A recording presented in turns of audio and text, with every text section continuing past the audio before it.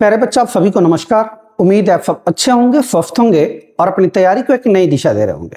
प्यारे बच्चों, आज हम लोग FFGD PYQ सीरीज में 13 फरवरी 2025 को जो एग्जाम हुए थे उसी का शिफ्ट नंबर 3 करेंगे। ठीक है, इसके पहले हम 13 फरवरी में 2 शिफ्ट कर लिए थे, यानी शिफ्ट नंबर 1 और सेकंड, यानी फर्स्ट और सेकंड हमने कर लिया था।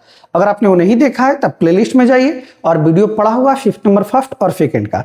साथ ही साथ प्लेलिस्ट में आप जाइएगा तो जो फरवरी में 2025 में जो एग्जाम हुए थे 4 फरवरी से लेकर, ठीक है, 13 फरवरी तक, उनका सभी वीडियो प्लेलिस्ट में पड़ा हुआ है। ठीक है, आप उसको देख सकते हैं और उसके कंसेप्ट को, उस क्वेश्चन को आसानी से समझ सकते हैं। ठीक है, ताकि आगामी आने वाले जो एग्जाम है FFGD के 2026 में उनको आप आसानी से क्लियर कर सके। ठीक है, तो अगर आपको FFGD 2026 में एक रिजल्ट आपको पक्का करना है तो कंफर्म आप PYQ करके जाइए। ठीक है, 2024 का भी PYQ करिए, 25 का भी PYQ करिए। ठीक है, क्योंकि PYQ के बिना रिजल्ट आपका संभव ही नहीं हो सकता है। ठीक है, PYQ करने से ये पता लगता है आपको एग्जाम का पैटर्न कैसा होगा। ठीक है, किस तरीके के क्वेश्चन आएंगे। ठीक है, तो PYQ तो आपको करना ही होगा।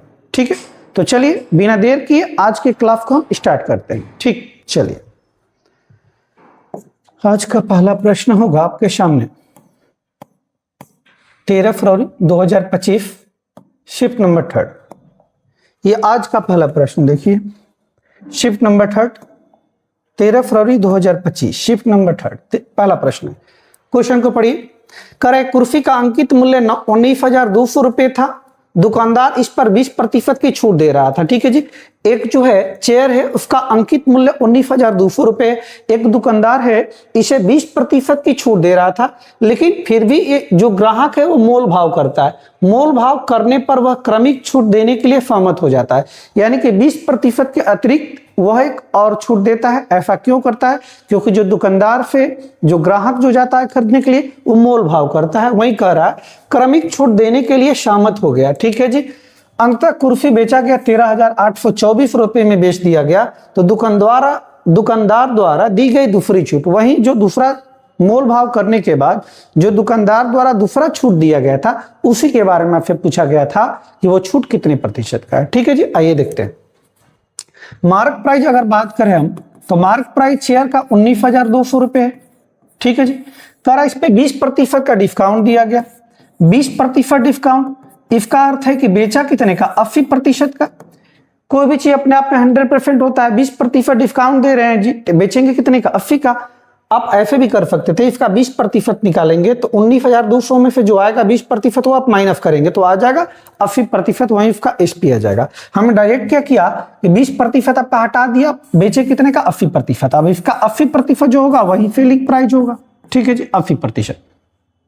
00 से 00 खत्म हो जाएगा, 80/100 या 4/5 भी आप कर सकते हैं। 8 से गुना करें, 8 दूनी 16 का 6 हासिल 1, 9 8 72, 72 1 73, 73 का 3 हासिल 7, 8 कम 8, 8 और 7 कितना जी? 15 1 0, यानी कि इतने रुपए में उसको बेचना चाहिए। कितना जी? 15,360 रुपए में, यानी 20% डिस्काउंट देने के बाद 15,360 रुपए उसका प्राइस है। लेकिन वो कह रहा कि नहीं, वो बेचेगा कितना जी? बेचेगा कितने में? बेचेगा 13,824 रुपए में, 13,824 रुपए में, यानी 15,360 डिस्काउंट देने के बाद आ रहा था, लेकिन फाइनली मोल भाव करने के बाद बेच रहा है कितना? 13,824, यानी यहां भी आपको कुछ छूट दे रहा है, मोल भाव कर रहा है कितना? आप देख लीजिए। अब इसके लिए एक मार्क प्राइस ये बनेगा, चूंकि इस पे डिस्काउंट दिया है कितने का? देखिएगा 10 में से 4 जाएगा कितना? 6, ये हो जाएगा 15, 15 में 5, 5 में से 2 गया कितना? 3, ये हो जाएगा आपका कितना जी? 3, 13 में से 5 गया, 13 में से 8 गया कितना? 5, 13 में से 8 गया कितना? 5, और ये हो जाएगा आपका 14, 14 में से 13 जाएगा 1, 15 से 36, ये डिस्काउंट। एक बात और अगर आप देखें ध्यान से तो ये इसका 10% है। कितना प्रतिशत है? 10%। तो डायरेक्ट आप कह सकते हैं कितना जी? 10%। नहीं तो डिस्काउंट इतना, डिस्काउंट किस पे जी? MP पे। अब इसके लिए MP क्या बनेगा? ये वाला, चूंकि इस पे छूट दिया गया है तो 15,300 कितना जी? 60, और परसेंटेज निकालना था कितना से? 100% से गुना आप कर सकते हैं। ये फिर खत्म हो जाएगा, 0 से 0 खत्म, बचा कितना? 10%। यानी मोल भाव करने के बाद जो डिस्काउंट दिया गया, अतिरिक्त डिस्काउंट, वो कितने प्रतिशत का? 10% का। ऑप्शन नंबर क्या हो जाएगा आपका? डी हो जाएगा। ठीक है, ऑप्शन नंबर डी, डिस्काउंट का ये प्रश्न था। नेक्स्ट देखिए अगला। टाइम एंड वर्क का कर ए बी सी और डी अलग अलग तौर पर कार्य करते हुए किसी कार्य को क्रमशः 5 दिन 6 दिन 8 दिन और 10 दिन में पूरा कर सकते हैं। ठीक है जी। अच्छा, 4 व्यक्ति है, ध्यान दीजिए, ए है, बी, सी और डी। ये अलग अलग कार्य करता है तो ये 5 दिन में कर सकता है, ये 6 दिन में कर सकता है, इसकी बात कर रहा है 8 दिन में कर सकता है और ये कितने दिन, 10 दिन में कर सकता है। ठीक है जी। ए और बी मिलकर कार्य कितने दिन में पूरा कर सकते हैं? कार्य करना ए और बी को, यदि कंडीशन है यदि सी शुरू करते हुए सी और डी एकांतर दिनों में उनकी सहायता करे। ठीक है जी।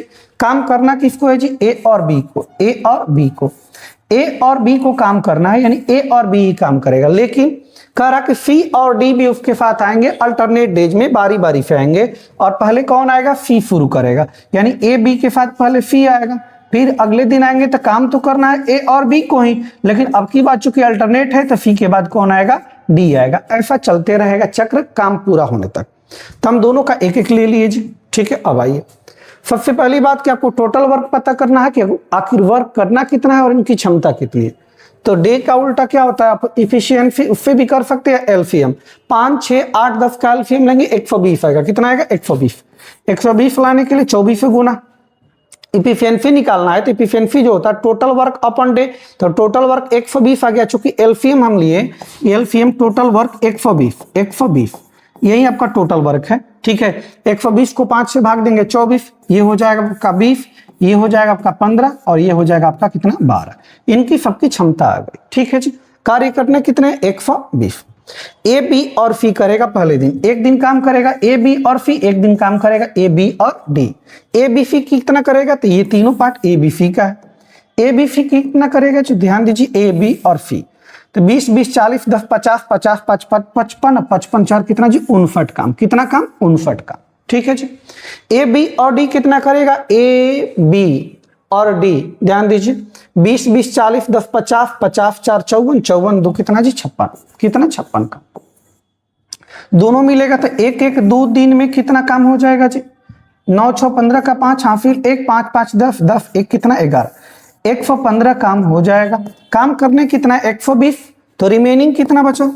रिमेनिंग 120 में से 115 काम तो हो गया, बचा कितना? 5।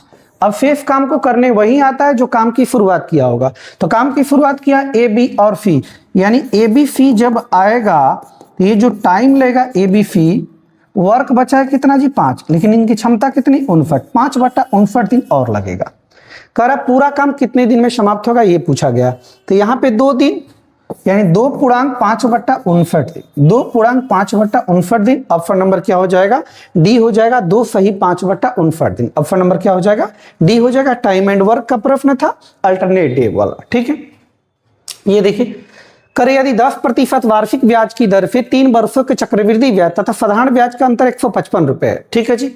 रेट दिया गया क्या प्रतिशत? 10%। इस प्रश्न को बनाने का बहुत सारा तरीका हो सकता है। चेंज इन फीआई से भी निकाल सकते हैं, या फिर आप ट्री मेथड से भी निकाल सकते हैं, रेशियो मेथड से भी निकाल सकते हैं, कैसे भी। हम चेंज इन फीआई से कर रहे हैं। ठीक है जी। रेट 10% है। टाइम दिया कितना जी? टाइम कितना? 3 साल। टाइम कितना? 3 साल। टाइम कितना? 3 साल। तो चेंज इन फीआई निकालेंगे 3 साल के लिए, तो आप ए भी लगा लेंगे, उससे भी हो जाएगा, या 3a स्क्वायर ए क्यू, उससे भी हो जाएगा। आप निकालना चाहें तो 2%, अगर 10% आपको अगर डायरेक्ट नहीं याद है 3 साल का, तो 3 साल का निकालेंगे। 2 गुण निकालेंगे तो 2 साल का आपको पता है कितना होगा जी? प्लस का 10 माइनस 10 गुने 10/100, यानी 10, 10, 20, 19%। कितना प्रतिशत आ जाएगा? 19%। सॉरी, प्लस होता है 21%। कितना प्रतिशत? 21%। या रेट का आपका रेट का 2 गुना, ऐसे भी कर सकते हैं। ठीक है, 21%। अभी दोनों के बदले में आया 21%। अब इसका क्रिया इससे कर दीजिए, तो 21 + 10 + 21 गुने 10, अब बट्टा में कितना जी? 100, 0 से 0। ठीक है, 31 प्लस बट्टा में 10 तो 2.1, यानी 31 2 33.1%। 33.1% चेंज इन क्या आएगा? फीआई आएगा। 10% रेट का 3 साल के लिए। अगर आपको डायरेक्ट याद है तो चेंज इन फीआई अब डायरेक्ट करते कैसे जी? डायरेक्ट आपको याद है चेंज इन फीआई 10% का, तो 33.1% आप डायरेक्ट कहते हैं। ठीक है, आपको 15% तक 3 साल के लिए फीआई आपको याद होना चाहिए अच्छे से, अगर आप कॉम्पिटिटिव एग्जाम्स की तैयारी करते हैं तो। ठीक है जी। अगर एफ आई की बात करें, एफ आई तो होता है RT% होता है, रेट गुने टाइम। रेट है 10, टाइम है 3, यानी 10 गुने 3, 10 है कितना जी 3%। प्रश्न में एक निश्चित राशि दिया गया, कह रहा है 155 रुपए चक्रवृद्धि ब्याज और साधारण ब्याज का अंतर 155 रुपए। यहां देखिए अंतर कितने का दोनों का, सी आई है 33.31 और जो एफ आई है वो आपका है 3%। तो दोनों माइनस करेंगे, क्योंकि अंतर दिया है तो माइनस करेंगे 30%, सॉरी 30%, तो अंतर करेंगे तो 3.1%। पूछा गया प्रिंसिपल तो 100% से आप क्या कर देंगे, गुना कर देंगे। प्रिंसिपल से प्रिंसिपल खत्म, ये पॉइंट हटेगा एक, नीचे क्या आएगा 10। ठीक है जी, 10 से 10, 31 5 115, यानी 10 5 कितना 50, 10 5 50, 31 5 115, 10 5 50। ठीक है जी, 10 5 50, ठीक है, 10 5 50 और 00 और, यानी कितना 5000। ऑप्शन नंबर क्या हो जाएगा, बी हो जाएगा। इस प्रश्न का उत्तर क्या होगा, ऑप्शन नंबर बी। ठीक, नेक्स्ट करा 1220 रुपए प्रति सैकड़ा की दर से 400 आम खरीदे गए और 820 रुपए के लाभ पर बेचे गए। प्रति दर्जन आमों का विक्रय मूल्य बताइए जी। तो प्रति दर्जन पहले आम खरीदा गया कितने का ये पता कीजिए। ठीक है जी, आइए आम टोटल खरीदने में लगा, कह रहा है कि 1220 रुपए प्रति सैकड़ा की दर से 400 आम। तो 400 आम का अगर हम सीपी निकालें, 400 आम का कॉस्ट प्राइस, तो प्रति सैकड़ा यानी 100 आम का जो सीपी दिया है 1220 रुपए, 100 आम का है तो 400 का तो 4 से गुना, 12 चौका 48, 20 चौका 80, 4820 रुपए। ये 400 आम का क्या है, सीपी है। 400 आम का क्या है, सीपी। कर 820 रुपए के लाभ पे प्रॉफिट हुआ कितना जी, 820 रुपए। अगर सीपी में प्रॉफिट जोड़ दे तो एसपी आ जाएगा 0, 8 2 10, 8 8 16 1 17, 4 1 5, यानी जो सेलिंग प्राइस आएगा एसपी आएगा 400 आम का 5700 रुपए। आपसे पूछा गया है प्रति दर्जन आम का विक्रय मूल्य बताइए। प्रति दर्जन बताना है, विक्रय मूल्य ही बताना है, लेकिन प्रति दर्जन बताना। ये 5700 रुपए विक्रय मूल्य है कितने आम का, 400 आम का। प्रति दर्जन यानी कि 12 से गुना कर लेंगे, 00 से 00, चरती है 12, फटती है 180 से 180 से 3 कम, 180 से 3 कम 177। ऑप्शन नंबर क्या हो जाएगा, सॉरी 70 का 21, सत्तली का 21, एक हासिल दो 25 15 दो 70। ठीक है, 171, 171, 171। ऑप्शन नंबर क्या हो जाएगा, ऑप्शन नंबर क्या हो जाएगा, ऑप्शन नंबर बी हो जाएगा, ऑप्शन नंबर बी। ठीक, नेक्स्ट ये देखिए ट्रेन क्रॉसिंग प्रॉब्लम वाला टाइम स्पीड एंड डिस्टेंस का। करा 480 410 मीटर और 390 मीटर लंबाई वाली दो रेलगाड़ियां एक ही दिशा में, दोनों का डायरेक्शन सेम है। ध्यान रखिएगा, डायरेक्शन जब सेम होता है तो स्पीड क्या होता है, स्पीड के बारे में आपको बता दें कि घटता है। वैसे हमने इसको डिटेल्स में भी बताया हुआ है। टाइम स्पीड एंड डिस्टेंस का एक 20 मिनट वो हमने डाला था, ट्रेन क्रॉसिंग प्रॉब्लम, वहां आप जाइएगा तो इसको काफी अच्छे से बताया है, लेकिन शॉर्ट में चीजों को निपटाएंगे हम। ठीक है, पूछा क्या गया है दूसरी रेलगाड़ी को पूरी तरह से पार करने में कितना समय लगेगा, टाइम पूछा गया। टाइम बराबर होता है डिस्टेंस अपॉन स्पीड। एक रेलगाड़ी जब दूसरे को पार करती है तो दोनों का डिस्टेंस लंबाई जुड़ जाता है, यानी 410 प्लस कितना 390, ये मीटर में। आप इस बात को ध्यान रखेंगे। स्पीड दोनों सेम डायरेक्शन में तो स्पीड घटती है 80 और 100। क्या होगा, स्पीड क्या का घटेगा, यानी 100 माइनस 80 किलोमीटर पर आवर है तो 5/18 से गुना कर देंगे, मीटर प्रति सेकंड में हो जाएगा। ये जोड़ेंगे तो 4 3 7 7 1 800, कितना जी 800। 18 ऊपर चला जाएगा, नीचे 20 गुने कितना 5, 20 5 100 होता है, 100 से 100 खत्म। 18 8 126, 18 8 144, 144, 144 ये सेकेंड आएगा, लेकिन मिनट में पूछा गया है। 144 बट्टे क्या कर दीजिए, 60 कर दीजिए मिनट में बदलने के लिए। काटेंगे आप 6 से तो 6 दूनी 12, 6 दूनी 12, 6 चौका 24, 10 बट्टा में 10, 24/10। बट्टा में 10 का मतलब दाएं से 2 अंक के बाद 10 मान लो, 2.4 मिनट, 2.4 मिनट। इस प्रश्न का उत्तर हो जाएगा, ऑप्शन नंबर क्या होगा, डी हो जाएगा। ऑप्शन नंबर क्या होगा, डी हो जाएगा। ठीक है जी, चलिए नेक्स्ट देखते हैं। करा ईंधन की कीमत क्रमागत 3 महीनों में 10%, 50% और 50% कम की गई, लेकिन चौथे महीने में इतना की वृद्धि होती है। चौथे महीने में ईंधन की कीमत में उसकी मूल कीमत की तुलना में कितने प्रतिशत की वृद्धि या कमी हुई आपको बताना है। ठीक है जी, तो ये परसेंटेज का प्रश्न है, आपके लिए होमवर्क है। ये प्रश्न आप नोटिस कर रहे होंगे कि हर शिफ्ट में आ रहा है, ठीक है। तो हमने आपको पीछे वाले शिफ्ट में बताया भी है, इसको आप होमवर्क में करेंगे और कमेंट बॉक्स में आप क्या करेंगे, इसका जवाब देंगे, ठीक है जी। चलिए आइए नेक्स्ट। ये देखिए करा जब 12, 15, 18, 20 और 25 से सबसे छोटी संख्या को भाग दिया जाता है। अच्छा, इनसे सबसे छोटी संख्या को भाग दिया जाता है तो प्रत्येक स्थिति में शेषफल क्या बचता है, 5 बचता है, लेकिन एक 7 से विभाज्य है। एक तो तरीका है उनका एलसीएम निकालिए और उसमें 5 क्या कर दीजिए, ऐड कर दीजिए। लेकिन जो x आएगा वो ध्यान रखिएगा, जो x आएगा वो 7 से डिविजिबल होगा, ठीक है। एक तरीका ये था, आप एलसीएम निकाल के कर सकते थे। दूसरा तरीका ये, भाई ऑप्शन चले जाइए, कह रहा है कि x जो होगा 7 से क्या होगा, डिविजिबल होगा। तो 7 से डिविजिबल वाला नंबर कौन होगा जी, ये देखिए आप। पहले तो इनसे डिवाइड करने पर रिमाइंडर 5 आना चाहिए, ये भी बात है, ठीक है जी। तो 5 कम करेंगे तो ये 4 से पूर्णतः कटेगा, 5 से कम करेंगे तो 4 से कटेगा, ये 5 कम करेंगे तो भी 4 से कटेगा, ये नहीं कटेगा, ये 5 कम करेंगे तो ये भी नहीं कटेगा, ठीक है जी। अब आइए इन दोनों में से कोई होगा, देख लीजिए कौन 7 से डिविजिबल है। तो 7 5 35, 7 5 35, 1 0 था, 7 कम 7, 3 5 35, 7 5 35। ऑप्शन नंबर क्या हो जाएगा, ए हो जाएगा 3605। इस प्रश्न का उत्तर होगा 3605, नहीं तो फिर आपको एलसीएम निकाल के करना पड़ेगा, ठीक है। चलिए तो आप ऑप्शन का भी सहारा ले एग्जाम में, ठीक है। जरूरी नहीं कि आप हर प्रश्न को एलसीएम के थ्रू बनाए या एचसीएफ के थ्रू बनाए, कभी कभी ऑप्शन का भी सहारा लेना है, ठीक है। आइए इसको इवेल्युएट करना है। 18 में से 12 गया 6, 6/2 कितना जी, 6/2 कितना 3, ये 6/2 कितना जी 3। ये पूरा जो मझेला कोष्ठ में 3 गुने 3 क्या बनेगा, 9 बनेगा, क्या बनेगा 9। यूनिट डिजिट अगर हम देखें तो 3 दूनी 6, 3 दूनी 6, 6 9 54, यूनिट डिजिट 4 आएगा। एक ही ऑप्शन में, ऑप्शन नंबर किसमें जी, बी में। इस प्रश्न का उत्तर हो जाएगा ऑप्शन नंबर क्या, बी हो जाएगा। ऑप्शन नंबर क्या होगा, बी होगा। ये देखिए बहुत सिंपल प्रश्न है, करा x का 2% 252 है, तो x किसके बराबर, ये कट कीजिए, 2 से कटेगा, 2 1 कम 2 तो 26 दूनी 52, 126 पे 2 0 और ऑप्शन नंबर क्या हो जाएगा, बी हो जाएगा। इस प्रश्न का उत्तर क्या होगा, ऑप्शन नंबर बी हो जाएगा, ठीक है। ये देखिए एलसीएम है, कह रहा है 16, 21, 364 और 156 का लघुत्तम समापवर्तक यानी एलसीएम ज्ञात कीजिए। एक तो तरीका आप एलसीएम ज्ञात करेंगे, ठीक है। दूसरा तरीका भाई ऑप्शन चले जाइए, जो भी एलसीएम आएगा, जो भी आएगा पता नहीं कितना आएगा, निकालने पे पता चल ही जाएगा।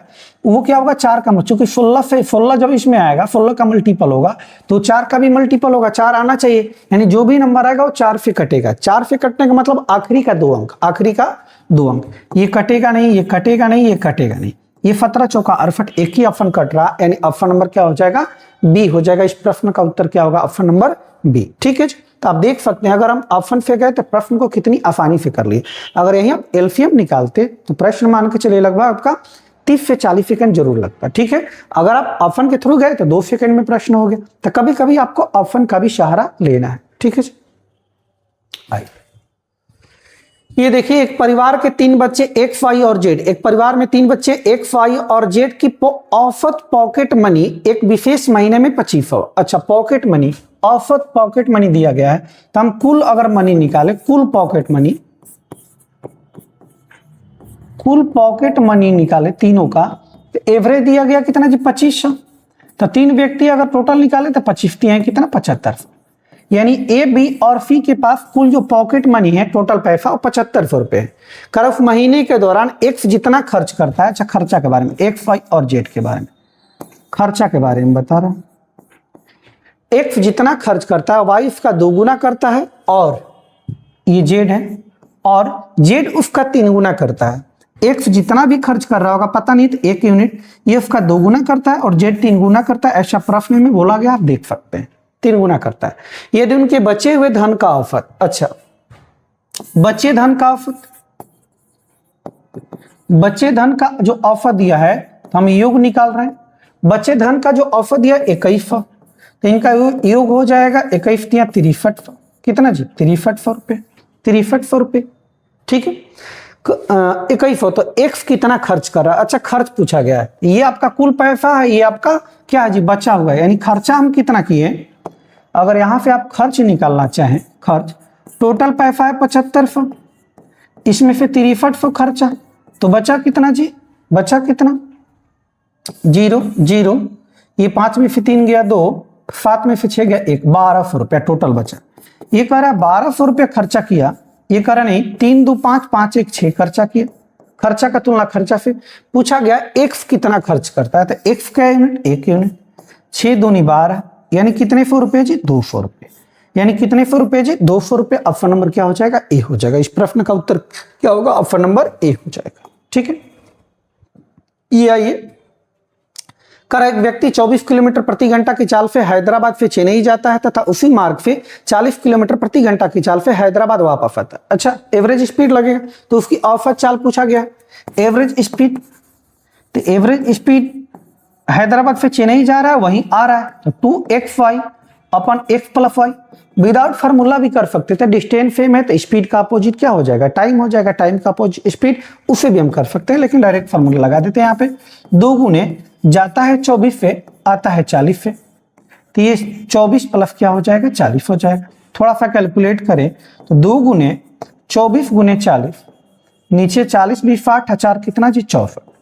8 से 38 का 24, 8 8 64, 8 5 40, 5 15, 15 दूनी कितना जी, 30। 15 दूनी कितना, 30। यानी एवरेज स्पीड जो होगी वो 30 किलोमीटर प्रति घंटा होगी। ऑप्शन नंबर क्या होगा, डी होगा। इस प्रश्न का उत्तर क्या होगा, ऑप्शन नंबर डी होगा।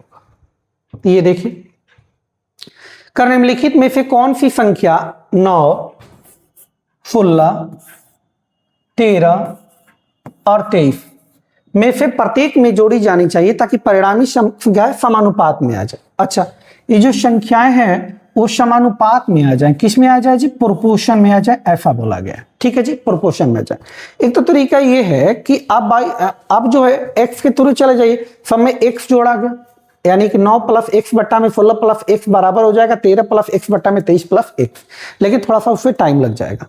अब डायरेक्ट तरीका बताते हैं। ऐसे प्रश्न में क्या कीजिए, इन दोनों का अंतर लीजिए पहले आप। इन दोनों का अंतर कितना जी, 7। इन दोनों का अंतर कितना जी, 10। अब इनका अब अंतर को बराबर कीजिए, इसमें हम 10 का गुना करेंगे, इसमें कितना जी, 7 का।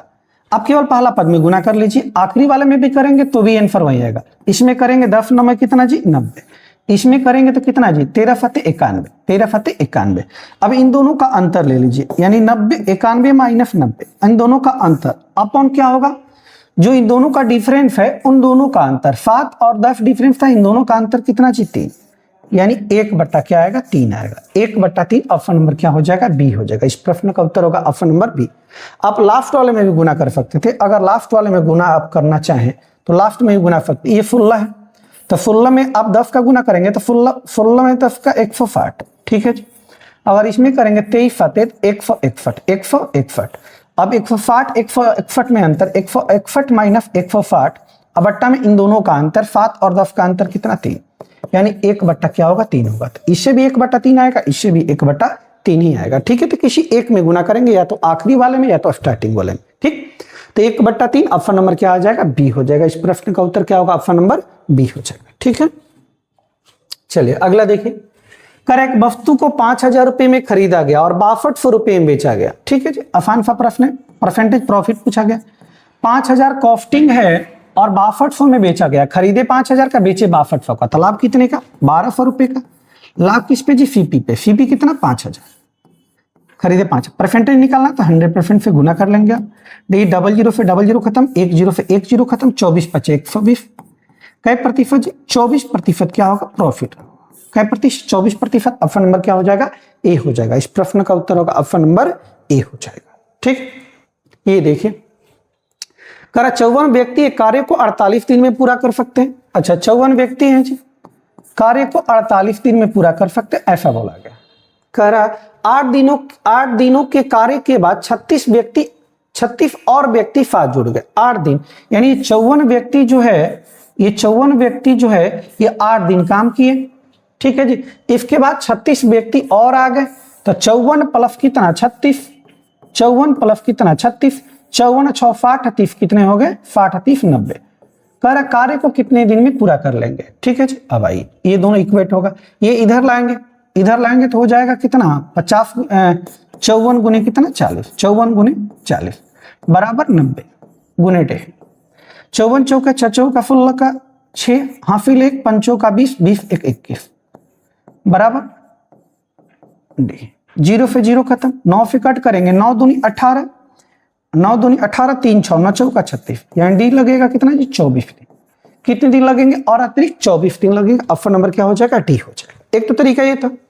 दूसरा तरीका आप डायरेक्ट ये भी सोच सकते थे कि 54 व्यक्ति लगते हैं, 48 दिन कार्य पूरा कर सकते हैं लेकिन किए नहीं, 8 दिन तक कार्य किया। ठीक है जी, यानी 54 व्यक्ति 8 दिन तक किए, यानी 54 व्यक्ति का कार्य बचा कितने दिन, 48 दिन में कर सकते थे, 8 दिन किए तो बचा इनका कार्य 40 दिन। अब इसी कार्य को करना है किसको जी, 36 व्यक्ति और आ गए, 54 पहले से थे, 36 आ गए, यानी 90 व्यक्ति को करना है। कई दिन में, डी दिन में। ठीक है जी, 0 से 0 खत्म, ये 9 से 9 छक्के 54, तो डी बराबर क्या आएगा, 6 चौका 24 दिन। 24 दिन, ऑप्शन नंबर क्या हो जाएगा, डी। इस प्रश्न को आप ऐसे भी कर सकते थे, ठीक है, नहीं तो फिर ऐसे कर सकते हैं डायरेक्ट, जो शेष वर्क बचा वो जो व्यक्ति आएंगे वो मिलके करेंगे। ठीक है, इससे भी कर सकते हैं। ऑप्शन नंबर क्या होगा, डी हो जाएगा इस प्रश्न का उत्तर। ये देखिए, मूल्यांकन इवेलुएट करना है, सिंपल फैक्ट।